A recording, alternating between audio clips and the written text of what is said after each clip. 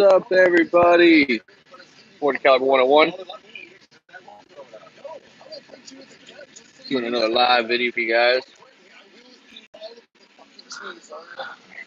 Want to give a shout out to all my sponsors out there: Carver Custom, all those guys over there at CR Speed, Emerson Gear, Double Alpha. Hopefully one day they do take me on. I want to give a shout out to Black Dot Ammunition. Those guys are amazing over there. And also make sure you go on Facebook and look up it's Plastic Guns Rule Shooting Team on Facebook. You guys are awesome. Go up there and like their page.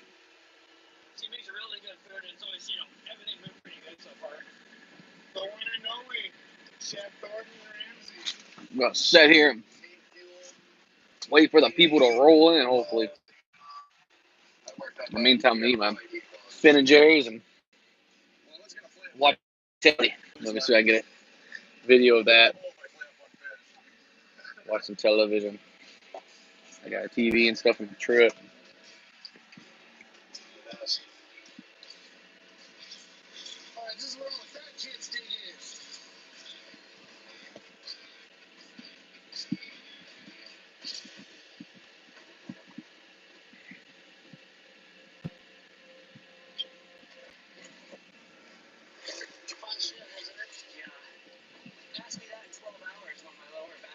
Something to say about it.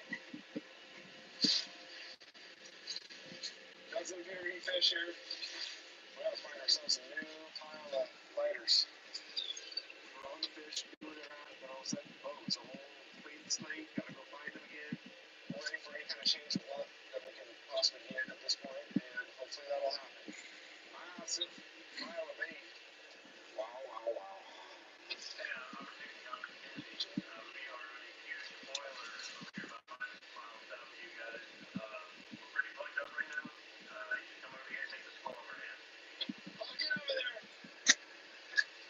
Just keep them going there for a second. I'll swing in there and take them over. Check on me. Alright, we're going to take over this school. We're going to take our buddy, take over his school. Jack, pull the roof off. Throughout the day, you never know that big incident comes. I hope they prepare really strong. But I think they're in a positive way. Hopefully, we can guide them into our game, which is fast and furious. We'll see how it goes. Two times today! Yeah, two spikes. The foot that hurt. Survive it? Yeah. Waiting for people to show up. People want to show up today.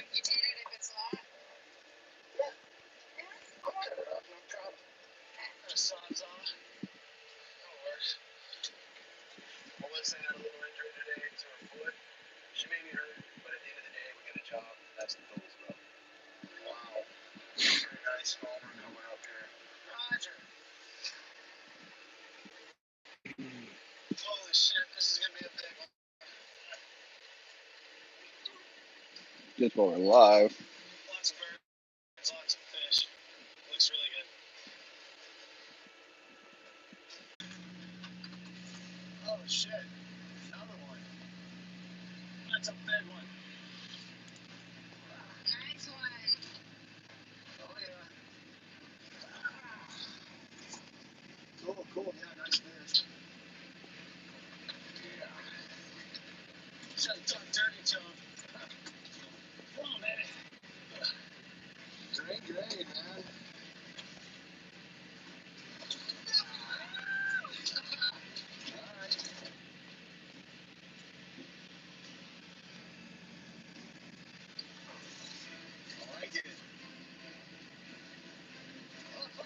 Jumper. Alrighty. Oh, that's a nice one. God, they're everywhere, man. I know. I see them everywhere down here.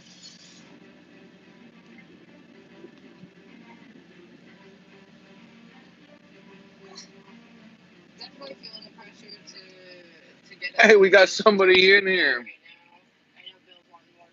There we go. Finally, some people are showing up. Caught me in the middle of eating my ice cream, too. I'm watching TV. Awesome. Good job. So we get some more people. You missed it. Didn't see what was already happening. Like I was saying earlier, is hey, what's up, Ray? Eating some Ben and Jerry's. I was giving a shout out to the. Yeah, I recognize the name. Yeah, I actually gave. I just did a shout out with y'all, so for y'all for the page just now. So hopefully my subscribers will see it.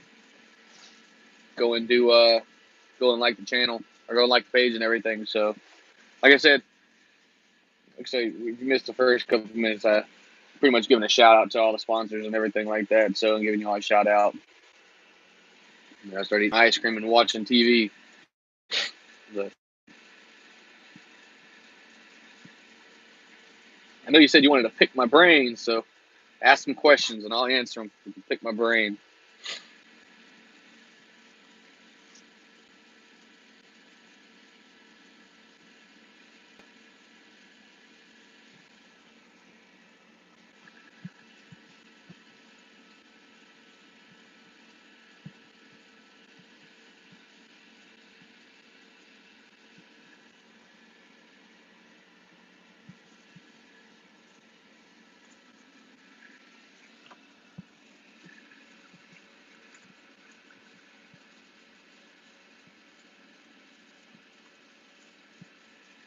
Yeah, definitely send out some dates, man. I'll see if I'll be able to make them. Be a truck and everything like that. It's kind of hard to really schedule myself around. Like I am being an owner operator. I am able to go home anytime I want to make certain days. So yeah, definitely send me out some dates and everything. Let me know. Like I said, I'm going to be doing a lot of big matches this year too.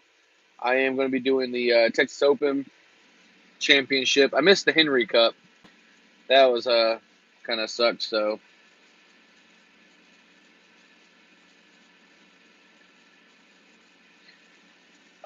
trigger control, pretty much slow dry fire.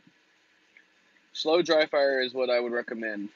What trigger system are you working? Are you working with Bobby's like aluminum trigger, or what are you working with? Because it really depends. Like each trigger is different, and how it's set up with the reset and the stopping plate and all that, or the wall and everything. So, oh, you're running a ZevTech. All right.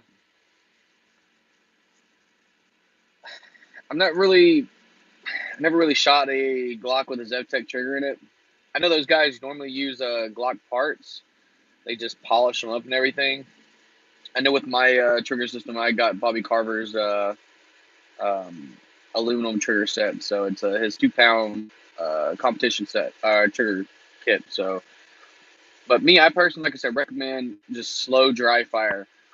Whenever you're in a room or something like that, just punch the gun out and just slowly press it in and actually engage, reset, and slowly let it out. Just keep doing that until you can pretty much be able to pull the trigger without having any hesitation or anything. And then when I was in the Army, we had this drill. It was called the dime drill. Uh, you might be able to do it with with the open gun and stuff like that. We would take a cleaning rod, shove it through the end of the barrel, all right, and then we would place a dime on the end of it, and we would check our trigger control. And if we jerked the trigger, the dime would fall. If you didn't, and it would stay on there, that means you had proper trigger control. It's pretty much the same thing. You might be able to do it with that. But another thing is, if you got a red dot on yours, right? So if you got a red dot on yours, oh, that's right, because you have that side mount from the Carver. Yeah. See that right there works as well. But another thing you could do is turn your red dot on. All right. Focus on one spot. Okay. And then just press the trigger in and watch how much the dot moves. So if you notice the dot doesn't move, then you've got good trigger control. But if it moves like a lot, like it punches down real hard, then you're really jerking the trigger.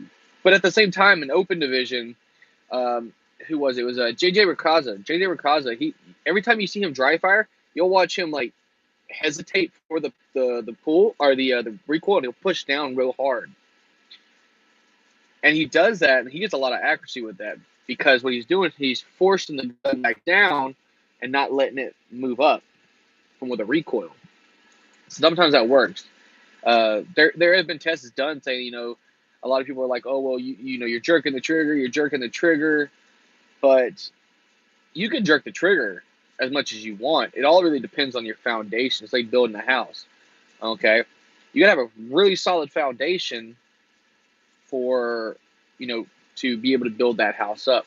So as long as your stance is good, your arms aren't completely locked out, you got a little slack in and everything, you're concentrating enough, you can jerk that trigger all day long and still be accurate. We did testings whenever I was in the law enforcement. We would sit there and pretty much get in our shooting stance, and we would punch our pistols out, our duty guns, and our range officers would stick a stick inside of our trigger well and slap it with another stick, pretty much simulating jerking of the trigger. And about 25 yards out, there'd be like a little pop-up silhouette, metal silhouette. And if you were able to hit it, even after jerking the trigger, everything else was good. It used to be that, trigger control was everything. Trigger control is like is like the foundation and all that. You have to proper trigger control. You can't be jerking the trigger, or you're going to be less accurate. That's not true. I've shot stages where I just jerk the crap out of the trigger, but I can hit all alphas. So, yes, do not lock your elbows all the way out. That is one thing a lot of people have a problem with, because if you're punching all the way out and you're locking your elbows out, that recoil is pushing you. If you have a little bit of looseness on your elbows, it's your elbows are pretty much just coming back. Your whole body's not coming back. It's just your elbows are coming back, and they're kind of using like shock absorbers on a car, right? When there's big impact on the ground, when you're hitting bumps and stuff, it's kind of smooth inside, but everything else is moving. So this is pretty much what it is. It's like shock absorbers. So whenever you're shooting, the gun goes off, your elbows are kind of slightly bending because they're not locked all the way out. So your body's not moving and keeping you from being able to get back on target. You're just sitting there holding it, and that's all it is. It's like little shock absorbers. That's what your elbows should be.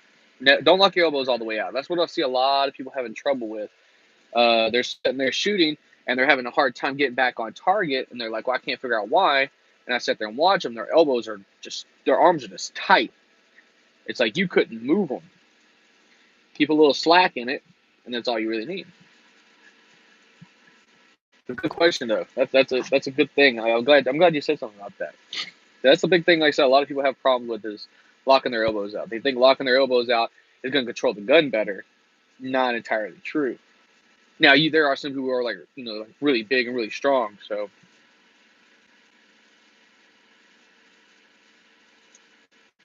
overcompensating for turtling.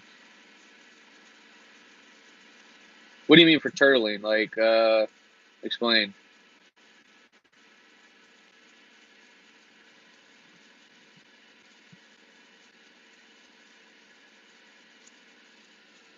What do you mean? Like you're overcompensating for turtling?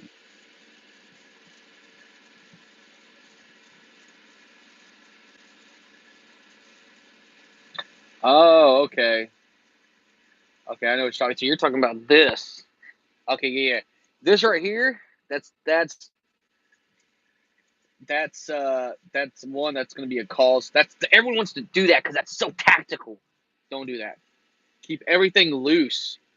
All you have to do, you don't want to bring everything up way up here because now the gun's above your eye level. Just all you need to do is bring that pistol out to your eye. You don't have to tuck it in like real tight, because then you start causing strenuous activities to your upper shoulders and everything like that, and your upper back, and you can actually pull your muscles. I've seen a lot of guys do that before, where they're just running and gunning, they're all tactical and everything like that, and then next, 2-3 years down the road, they're having real bad back problems. They're sore all the time. They're tearing muscles because they're always wanting to be cool and tactical. Don't do that. As soon as you pull your gun out, just bring it up to your shoulders, or up to your eye. Just bring it right up to your dominant eye, and that's all you need. You don't have to be way up here. All right. You see how my elbows are locked out like that? You want your elbows kind of pointed down because that uses a shock. If you do it this way, it doesn't work. Yeah, it looks cool and looks tactical and efficient, but in the long run, it doesn't do anything. Keep your shoulders and everything loose. Bring that pistol up to your eye, and that's all you need. Now, I'm not saying don't keep your elbows all the way in. Kind of keep your elbows out a little bit, not to the point where they're like butterflied out like this. Just keep it down. Keep them kind of out. Okay. And another big thing. Here's a big tip for grip. Okay, a lot of people, they use that push-pull method, right? Push-pull. Forget all about push-pull, okay? If you want to be able to control your pistol a lot better, all right, and have it more stable, whenever you push your hands in, or whenever you're actually got that good grip, kind of, if you look at my thumbs, kind of tilt your hands in and just squeeze them. So whenever you're pushing out, kind of sandwich your hands together, like roll your knuckles, or roll your hands pretty much together. So when you got that pistol, roll your hands, and you'll actually get more efficient. Because what happens is whenever you sandwich them together like that, and you're kind of rolling them together, now you've gotten more. Now you got more of a tighter grip on the pistol without straining your hands, and that pistol is more secure at that time. Try that next time you go to the range. That's all I ever do. I saw that on a Totally Tactical YouTube channel. Those guys are pretty awesome. When I send that dude that did that, he's a competitive shooter. I was like, I'm gonna try that one day. I went out there the next day and I tried it, and my accuracy got better. My grip stability got better. I was able to control the gun. I was able to get back on target a lot faster. The pistol wasn't hopping real high. It was barely moving. Like there was no real bounce whatsoever. So remember that. Try that next time you go to the range. Like I said, just kind of roll your hands together whenever you present that pistol, and you'll see a lot of difference. Now it will take some getting used to do that. So how do I build up to go fast? Now fast as in running fast, or fast as in maneuvering from target to target? Because running fast, I'm not as fast as I used to be. But practice. If you do, or if you're talking about like maneuvering faster, like getting from point A to point B, it's target to target. Okay, perfect. In USPSA and IPSC and everything, so it's a double tap. So bang, bang, right? As soon as that second round goes off, I'm already looking at my second target, and I'm getting a visual of that second target. So I'm bang, bang. I see that second target. I bring the pistol to that second target. As I'm shooting off that second round, bang, I've already got my second target in hand. And as that pistol comes back down, it's already transitioned over. So it's bang, bang, follow my eyes, bang, bang. You understand? So I'm going from, like, here's my first target, right? And here's my second. So I'm aiming at my target. I shoot it once. I come back down. I've already reset my trigger. Okay, and I'm already re-prepping. By the time my dot gets back down, I'm already pushing it again. So bang, all this time up here, reset. Yes. Situational awareness. That's always key of getting faster. So like I said, you go in here, bang, right here, and this whole time right here, a lot of people, they just hold the trigger back down, they get back here, and then they reset. Now you're losing like time. Okay, so bang, reset, re-prepping the trigger as I get back down, bang, my second round goes off as soon as I see my dot touch. It goes up, I'm moving my eyes, I'm moving my gun, I've already re-prepped my trigger, and as soon as it gets down, bang, re-prep, bang. So I'm shooting this one. It like I said, as I shot it, I've already re-prepped and everything. I shot it again. Now this whole time from here to here, I'm re-prepping the trigger. All right, resetting it, re-prepping it, and getting my visual and making sure my dot is at center, and then I'll shoot that twice as well. So situational awareness, like you said, situational awareness is key. That's why it's always, always. I can't say this much. Always walk your stages. Okay, if you got a stage, I will walk a stage 7, 8 times, and it not even be my turn. Okay, like I'll sit there. Normally in a match and stuff, you get 5 minutes before each stage for everyone to walk it. While everyone else is over there looking, they'll go and do it once or twice. I will keep going and keep going and keep going, and I'll run that stage down over and over and over again. All right, and then when of course someone shoots, the next person is supposed to run the stage. I'll go out and tape. All right, and at the same time, while I'm watching them, and that's another good thing. Make sure you watch your people in your squad shooting, because they might do something different. But that's also another thing. Don't be like, oh, that seems like it might be a little bit better. I'm gonna try that. Then you're gonna mess up your whole walkthrough. Never change your walkthrough ever. Don't change your walkthrough. Okay, if you're gonna walk it a certain way and you've practiced that way, walk it that way. Because as soon as you start changing it while you're shooting, because you see someone else doing it, it's gonna mess up your whole rhythm. All right, I've lost matches to that. I've done that stupidity like rookie move.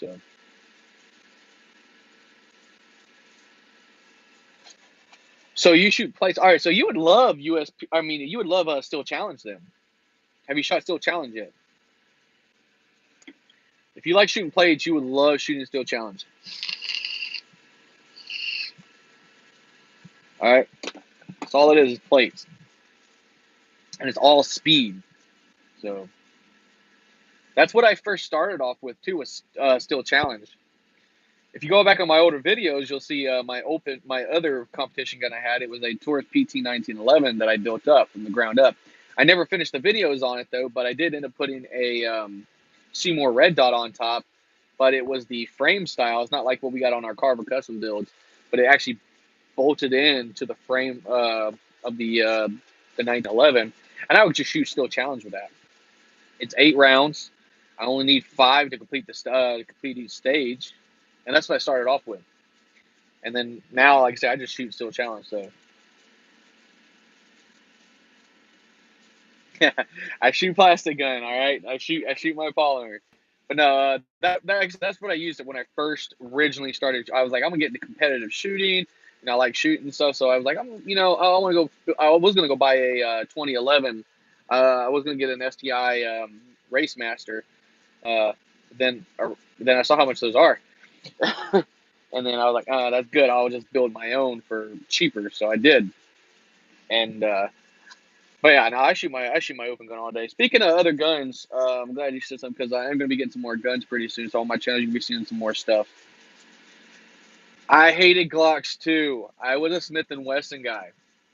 I was a Smith and Wesson guy until I carried a Glock 22 Gen 4 when I was on the police department in the police department. And then after that, I was like, okay, I got to get a Glock. And I felt bad about it. And I was like, all right.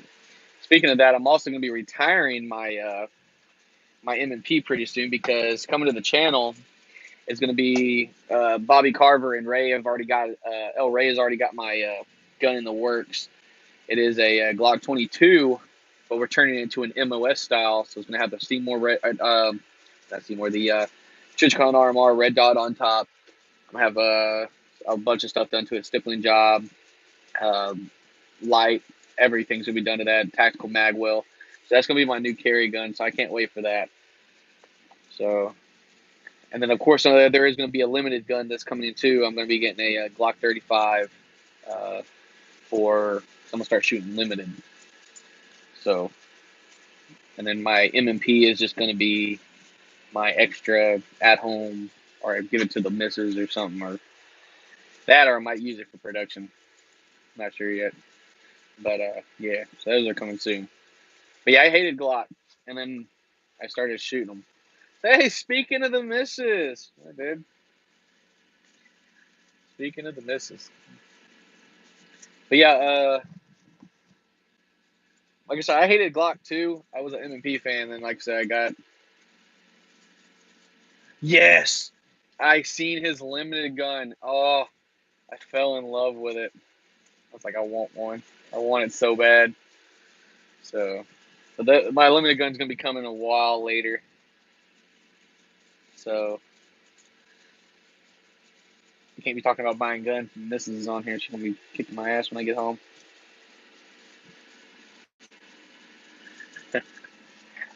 Yeah. I definitely want to. I wouldn't mind having something like that. Like I said, his limited gun's amazing. So, but no, yeah. Like I said, I hated Glock too, but then whenever I had my duty gun, I loved it. And then I was like, no, I'm gonna get me one in an open gun. I was like, all right, let me do that. And then I took it to the range, and everyone was like, oh, that's pretty cool. That's pretty cool. And the only reason I went with an open gun, like a Glock open gun, believe it or not, was Casey Eusebio. Casey Eusebio used to shoot for Zebtech and Glock, and I was like, it was pretty cool because I ended up calling Zebtech, and I was like, hey, I want Casey's gun. They're like, well, we don't make that anymore, and I was like, oh.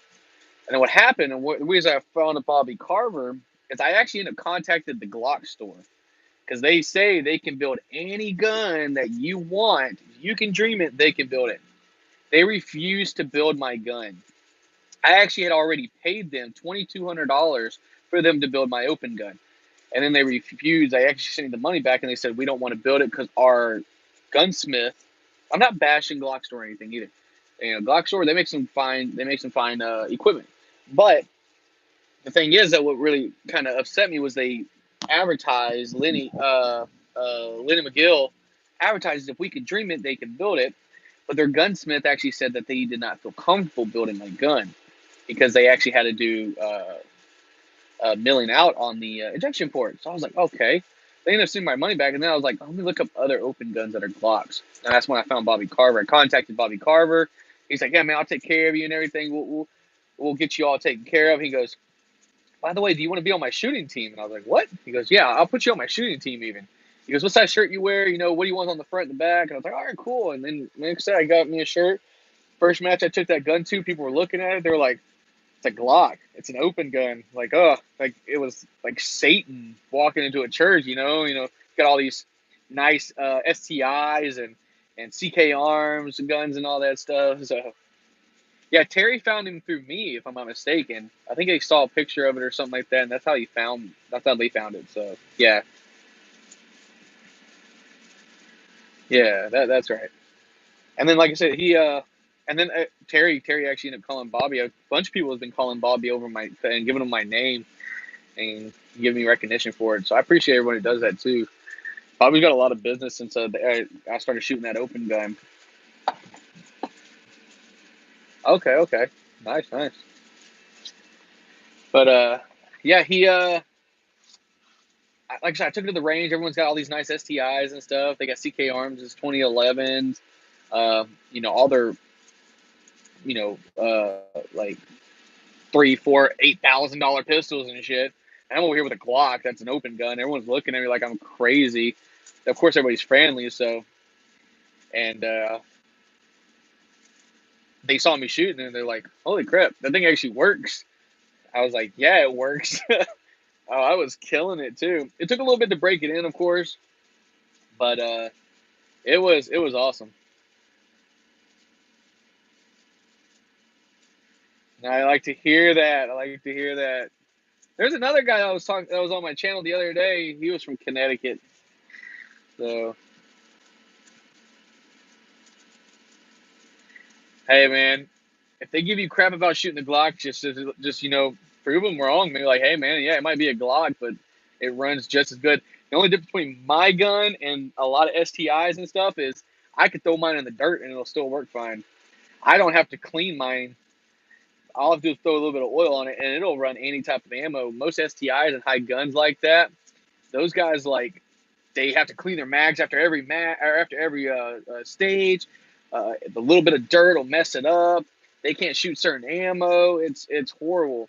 I can go to the store and buy factory. Well, not anymore. I can't because I had my barrel reamed out for OAL of 1.60 so I could shoot the black dot ammunition. I could still shoot factory ammo if I wanted to, just not as accurate, should I say. So, but yeah, I was like, y'all got all these high priced guns. I paid like $2,500 for mine for everything, and I'm like, and I hang in there with y'all. I'm like, so people don't bat like when I go to the range and everything. They're like, oh, the Glock guy's here, the Glock guy's here, and I was like, yeah, man. And I got another buddy. His name's Gil. Gil Yellow. That dude's pretty cool as well. He shoots Smith and Wesson. He's got a. We're poor. We're not poor. We're smart. We save money. Okay. Why spend $10,000 when I can spend $2,500 to do the same thing as somebody that spends $10,000? You know. But plus, my wife wouldn't let me spend that kind of money because she would shoot me with a gun, and she can shoot. But no, my buddy Gil, yeah, he's a pretty cool dude as well. So he, like I said, he shoots Smith and Wesson. He got an M&P, but he all he does is carry optics, and he, you know, we he's pretty much he's like my KC Eusebio. I mean, like Max Michel to his KC. So we're always in a competition with each other. Like he'll get me some days, and I'll get him some days. And that dude's quick. He just got his master classifier in carry optics, and that dude's he's quick. So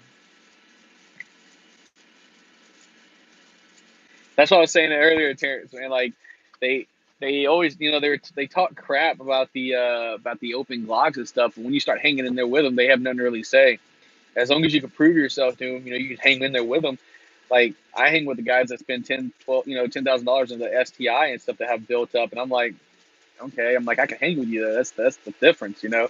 I'll come out like within like the top 10 or something like that, and people that spend like $10,000 on a pistol, they're like, I got beat by a Glock. So I was like, you got beat by a Glock, you know, that's the bad part. And believe it or not, polymer guns are now starting to become a big thing. And like I said, I believe it or not, it's all because of KC. KC Eusebio was like really the first guy to ever bring a polymer gun to the competitive shooting world, besides Bobby Carver and those guys. But actually, like big names like Casey Eusebio, when he jumped with Zevtech and Glock, you know, he really started putting the polymer game up, and everyone started buying guns like that. Like Zevtech Glock, they sold so many of those. Yeah, Limcat. Hey, Johnny is a pretty cool dude. From Limcat, that guy is pretty awesome. He actually at Area 59, they once a year they actually hold the Limcat championship matches. Um, I got to go. Oh no, that wasn't last year. I can't remember what. I think it was like 2006, 2007, I can't remember what year it was. I went to one of the Limcat matches. My wife made me late because she didn't want to get ready in time, so I missed out on the raffle, and they were giving away a brand new open gun from Limcat, and I blame her for that. But yeah, dude, those guys are awesome. My buddy Ethan Asensio, he's about 15, 16 years old. He's a junior, grandmaster shooter though. That kid used to train with Max Michel and KC and JJ Rakaza. So that kid's a beast. Now he's starting to shoot PCC and stuff too. But yeah, they all used to shoot from Limcat and everything like that. I know KC used to shoot from Limcat originally. Like I said, then he moved to Zevtech, and I think he still shoots for Glock. I don't know. I think he went back to Limcat if I'm not mistaken. I can't remember. But I know JJ, of course, he shoots for Tanfoglio. Well, Limcat, but he shoots a Tanfoglio gold, and that pistol is mean. I looked at his price on his pistol though, and I don't make that kind of money. Well, that kind of money to blow, should I say? But he spent too much damn money on that gun. Of course, this shit's all free. So, but yeah, man, it's like Max Michel and all those guys.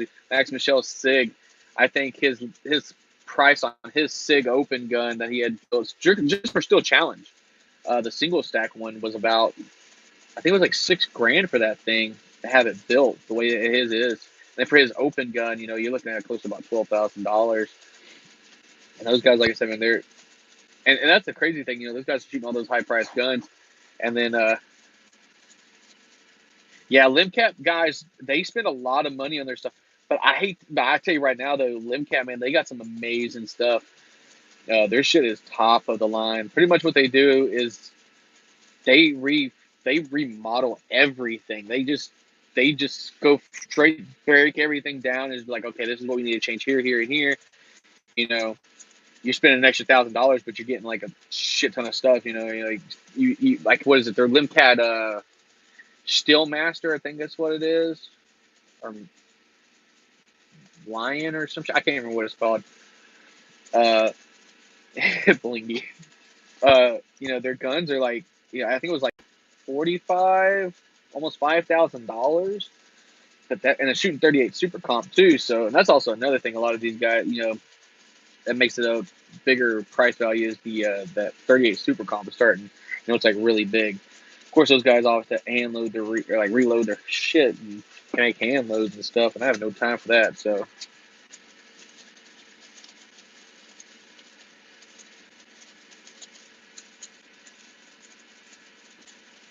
I agree. My Glock fires every time too.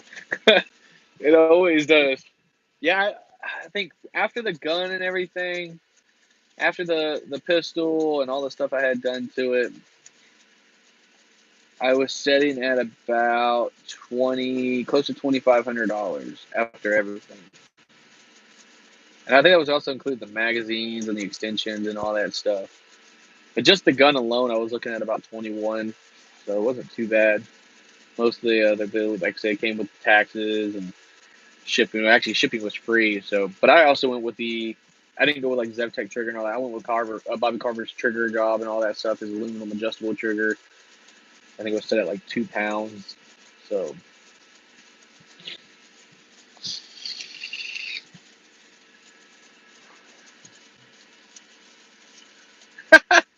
yeah, she loves me after she's mad at me and wants to freaking kill me with the damn thing. I'm afraid to ever make my wife mad around me with, if she ever has a gun in her hand. I took her shooting one time. I pretty much I was like, you need to learn how to shoot. She was always scared. She was scared, scared, scared. Like, I don't want to shoot this thing. And she was shooting my 45, my 1911 I had, and she got scared, scared, scared. And then she finally shot it, and she was like, "Oh, that wasn't bad." And then at like 25 yards, she's punching holes in the chest, and I was like, "I need to take this damn thing away from you. It's too damn dangerous." Never touched a pistol in her life. She shot rifles. She shot my she shot one of my big guns and stuff before. When I was in the army, she shot my M16 and all that stuff. So, and she shot she shot a 249, 240. I think. Eric, are you still on here? I can't remember. She shot the. You just text me. Why are you talking about me? It's embarrassing. No, it's okay, babe. I love you. But hey, did you shoot the 50 cal when we were in Hawaii? I can't remember. Did you shoot that 50 cal, that big one? The Browning? I can't remember if she did. I think she did. I know she shot. I know she shot the 249 and 240. Oh, she left the video. She said she got embarrassed. I embarrassed her. But yeah, she shot quite a few things. Like I said, she never touched a pistol though. I know we were doing. It was like a spouse day or whatever. They got to pretty much do what we did and all this. And she was clearing a room one time, and she came around the door and she's looking at this guy. Doesn't even shoot him, and I'm sitting up on top of this rafter. I'm like, shoot him, shoot him. She goes, okay, and she just starts unloading blanks on the guy.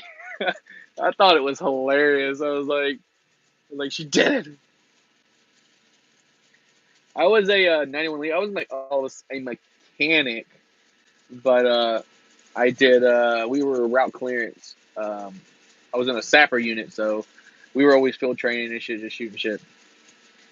So, oh, you are the guys that never wanted to show up if we ever found a fucking bomb. Took fucking 5 hours to show up. Oh, guys. But yeah, and then later on, I got put onto the. I was considered the top shot in my unit. We had to do a 5-mile ruck run with full kit, everything. We had to, yeah, probably were brewing coffee. We had to do a 5-mile ruck run. After we done the ruck run, we had to throw our ruck down and everything, and still in full kit. We had to qualify, all right, on pop-up targets too. After we qualified, we had to run another, I think it was like 200 yards, and there was a board that was set up and had a bunch of playing cards on it, and each card, of course, had its own thing. Like the ace was like 11, of course, kind of like poker, and you pretty much shot them, and you had 30 cards up. You had 30 rounds to do that portion, uh, and of course, they tally up all the points afterwards, and your time, of course, got set into that. I was the top shot. There was one other person that was close to me. We finished the ruck run at the same time. Yeah, the poker runs. We finished the run at the same time, but I shot 6 points better than him on the shooting portion. So I qualified expert after doing the fucking ruck run. That shit sucked. Qualified expert though, shot 40 out of 40. And then for the poker, I end up barely missing the ace. And then I substituted, instead of shooting, another card, I reshot the ace, and that actually helped me win. So, but I was 6 points ahead. Like I said, I got number one, and they put my name in like a big old uh, Top Shot, because that's when, of course, the show Top Shot was really big. They put my name on a big old, like, what is it, a trophy or whatever. And if you ever go to going to Hawaii, 36 engineers, actually they're discontinued now, but they're part of 25th ID now. If you ever go to 65th Engineer Battalion's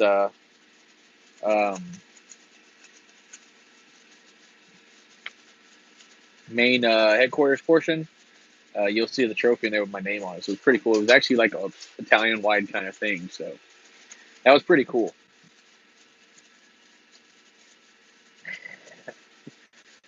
Well, actually, I got out after, like, I was still there when 36 Engineers was still 36 Engineers. They weren't part of 25th ID yet. So they turned into 25th ID in 2013, I think. So you must have. Were you in when they were in Germany? Oh, damn. Okay, that works too. Yeah, you were in when they were still in Germany. I think they were in, what is it, Frankfurt, or near like Frankfurt area or whatever the hell it was. But yeah, after that, then they put me, and I was the only mechanic that got put on the our sapper unit's marksmanship team. So yeah, I was on the marksmanship team. So there was it was pretty much like they called us low rate snipers or whatever.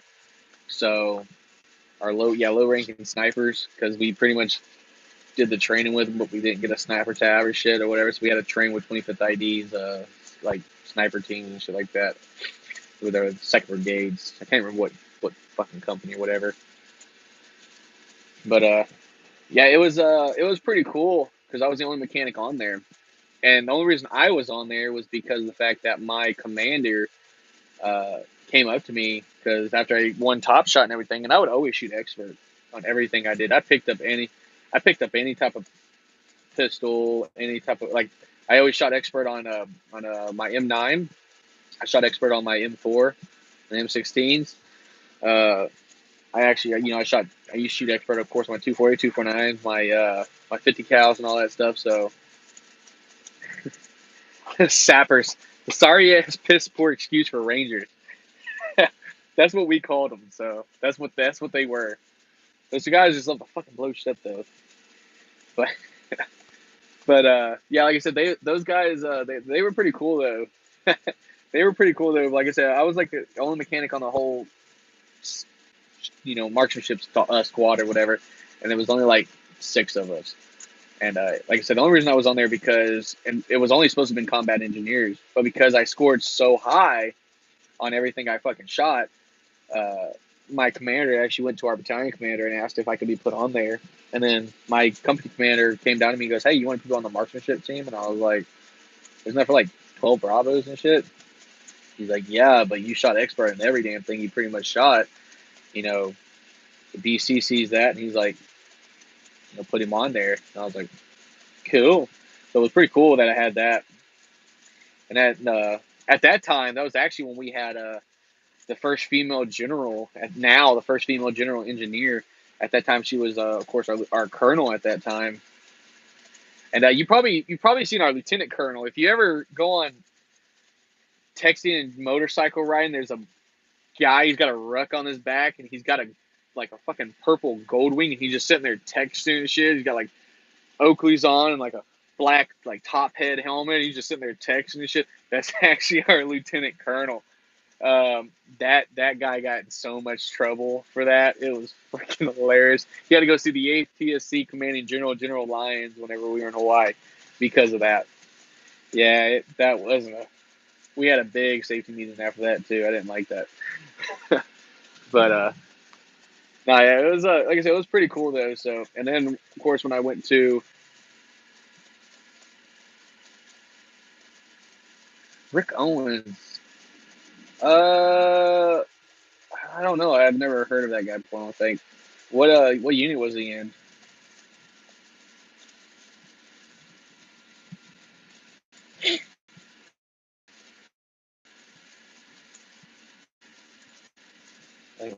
Did he?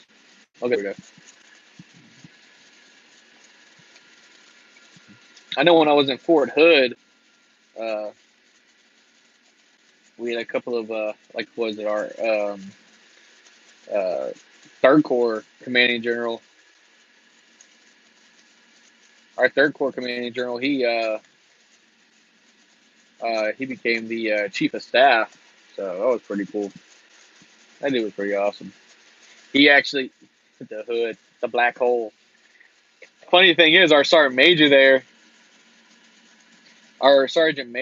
actually got in trouble for drinking and driving. Uh, the post command sergeant major, he oh damn, I can't even remember his name. I never fucking remember those guys' names. I just knew my company commander and our lieutenant colonels and all those. I didn't fucking care about those guys. But he was only. I think I was at Fort Hood for maybe a year before he left. Well, he actually got, like I said, he got caught drinking and driving by one of the MPs at Gate Guard, and that that was hilarious because, of course, his only higher up was Third Corps commanding general, and having that guy have to come pick you up and shit. That wasn't fun, but he ended up getting relinquished of responsibility. So we had another guy come. I actually ended up leaving by the time that guy got there. I was getting out at that time, so.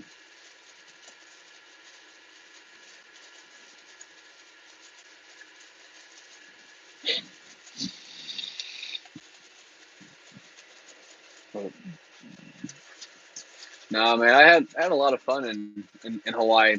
We used to go to training all the time. I loved training, and then I know as I was getting ready to leave Hawaii and stuff, we did of course one last training, not Hawaii but Fort Hood. We did one last training session. I got to go to the field one last time, and he I got to be on freaking Op 4, and that was the worst fucking shit I ever hated. I hated doing that crap because I didn't play fair as Op 4. And that was not fun for the other guys. It really wasn't fun for me, especially because I ended up shooting our lieutenant colonel um, as he was walking around. Uh, I was pretty much set behind a bush with my sniper hide set up, so you couldn't see me. And I'm just laying there, and all of a sudden I said, "I fucking hate Op 4, man, so much." Because like I said, you're just sitting there pretty much all day laying around waiting for people to show up. Well, like I said, our lieutenant colonel came in, him and the sergeant major did, and I'm just laying there in my sniper hide, and I got my rifle sitting there, and I'm like, I bet you I could kill this guy. He doesn't even notice I'm just sitting here, and he's only about 15 yards away from me. He doesn't see me, I'm so well hid because I had my ghillie suit with me too. So I was hid like a motherfucker. And yeah, I didn't die either. I didn't care because if they couldn't find me, they weren't going to kill me. And I was actually in charge of setting up where everybody went. So I'd be like, all right, so I'm looking around and placing them. Like I told my buddy who had his 240, I'm like, oh, you need to go up there in that up top of that hill up there, uh, dig down behind some of those bushes or whatever, get like really low, but take your poncho liner and kind of lay it down and lay underneath it and put some brush over around it, hide yourself very well, make it look natural. And then of course because I was in the bushes and everything, I was sitting there in my little sniper hide with my ghillie suit on. And all of a sudden I jump out and I start shooting at the lieutenant, the lieutenant colonel, and I'm like, "Sir, you're dead. You and the sergeant major." He goes, "Wait, you were there the whole time?" And I was like, "Yeah, I could hear y'all's conversation." He goes, "Okay, y'all can't be hiding right there. You can't be hiding right there. That's cheating." Like, it's not cheating. I'm like, how's that cheating? That's what they're gonna do overseas. I'm like, I'm getting these guys here ready. And my favorite thing was watching ops, watching the fucking computer pushers, the paper pushers come out with their M4s and shit, and ops is just walking in one straight line, just not even staggering or nothing, just walking in a straight line and looking around, and I'm sitting here like, these guys are dead, and so I just start blasting them with my M4, and then that's when we started. That's when we did that. It's like oh, what is that crap called? Uh, the Molly. It's not really. It's like simulation gear or whatever. It's like simulation gear. So if it actually shoots a laser that hits you, you're dead. And I'm just blasting these guys up by myself, and I just kill all of the odds by myself. And then they're like, okay, now you've got to have a 30 round minimum. You can only shoot automatically dead. I'm like, that makes no sense. That makes no freaking sense at all. And I was like, I'm not playing by those rules.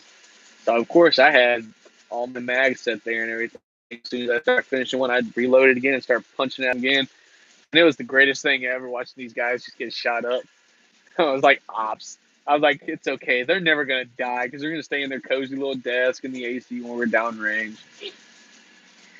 So it was hilarious. Like I said, my biggest, and then I ended up getting recognized by the lieutenant colonel, the sergeant major for shooting him.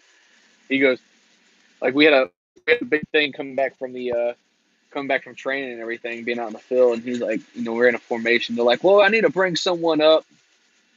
This guy actually was pretty sneaky, and he went full out like commando pretty much. And he's just sitting there, and he ended up shooting me and the sergeant major while we were just sitting there talking. I was like, fuck me running. He goes, I need to bring in Corporal Stowe, and I was like, oh, son of a bitch. So I'm like, coming, sir, and I freaking ran out. My commander's like laughing at me. My first sergeant Pike is his name. That dude was cool. My captain, my fucking captain loved me. He actually ended up trying to get my wife to meet me, blah. And every time I would tell him like, no, sir, I'm getting out. I'm getting out. I'm getting out. And he's like, no, you're not. No, you're not. I'm like, okay, you think that. Well, my first sergeant and my commander sitting there laughing at me as I'm running up there, and I go up there and everything, and he's like, who's this soldier's squad leader? And they're like, he is the squad leader. Like, well, who's his platoon sergeant? And here comes my sergeant running up there, and we're sitting up there together, and he's like, were you the one who trained this kid how to shoot or something like that? He's like, no. He already knew how to do that before he got here. He goes, where'd you learn to be sneaky at? I'm like, well, sir, I was in 36th Engineers in Hawaii, and I was on their marshalship unit over in their sapper unit. He's like, oh, that explains a lot. I'm like, plus I'm very sneaky like that. He's like, where'd you get the ghillie suit? I'm like, I bought it online. I fixed that thing up big time too.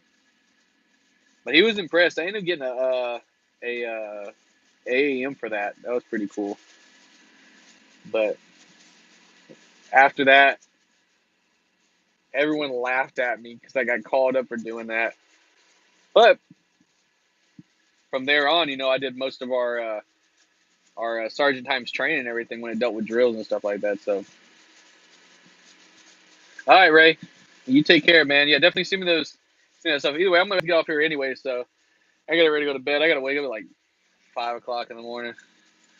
I'm over here in Louisiana. I gotta go to the other side of Louisiana. So, yeah, man, definitely thank you.